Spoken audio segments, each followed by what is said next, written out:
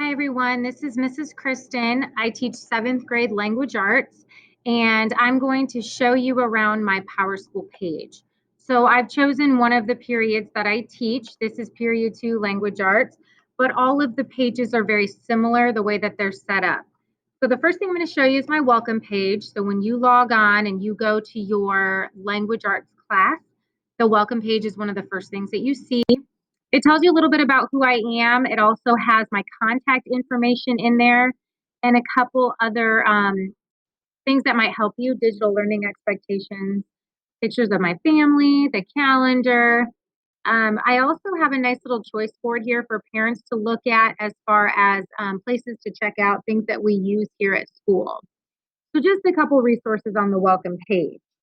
The next thing that I'm going to show you is the parent page.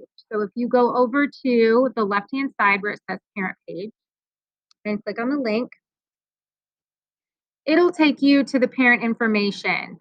Now on here, I've added my contact information again. When it's best to reach me, the easiest way to reach me is through school email. I also co-teach second and third period with Miss Rhodes, and this is her email as well. Parent page just holds a whole bunch of resources for you too. We've got dress code, tips for helping your child with remote learning, and again, that choice board for you. Where my attendance is located at was an announcement that I made. Zoom tips, device information for your computers, and anything else throughout the year that I feel the parents need to have the information on, I will put on the parent page for you. The next thing I'm going to show you is the daily pages for my students. So you'll notice off to the left-hand side are the weeks of the year that we've been through so far. So right now we're on September 21st through the 25th.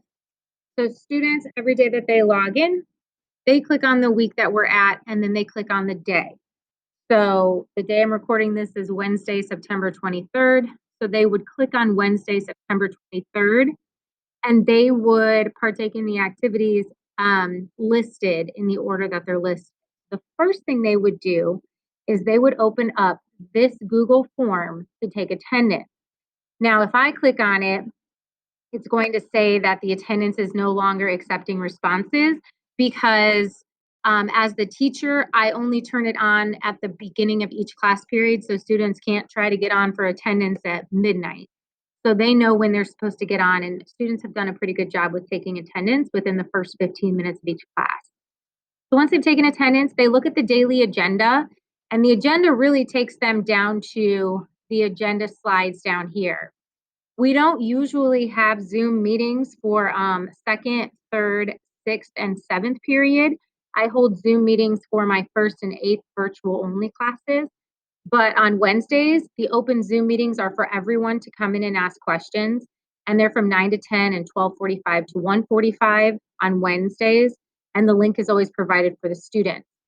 Now, there are some days that I do Zoom in with the group that is at home, and there will be a section right here that will tell students if they need to be on Zoom at home for that day.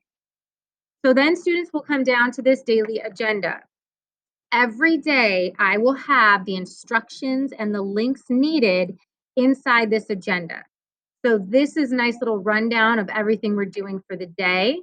And then they click to the next, and it tells them what to do first, what to do next. And you'll notice if I click on any of these hyperlinks, it'll open up what the students need. This is an example of a dialogue cheat sheet for them that they would open up for this activity. And these are things they've already done. The next page tells them what to do next. You'll notice how my arrows tell them to just continue to go to the next slide as they work through the activities for the period. And the links are all embedded inside of there. So it ends with the last slide of usually it says share, or it'll say kind of a closing statement like this one was for today. Stop by Zooms with any questions. So those are my everyday pieces that students will look for. They'll go to my page, they'll go to the day it is, they'll take attendance, and then scroll through the list. And most importantly, they will go into the slides and they will complete the work in the order that they are on the slides. Hope this helps.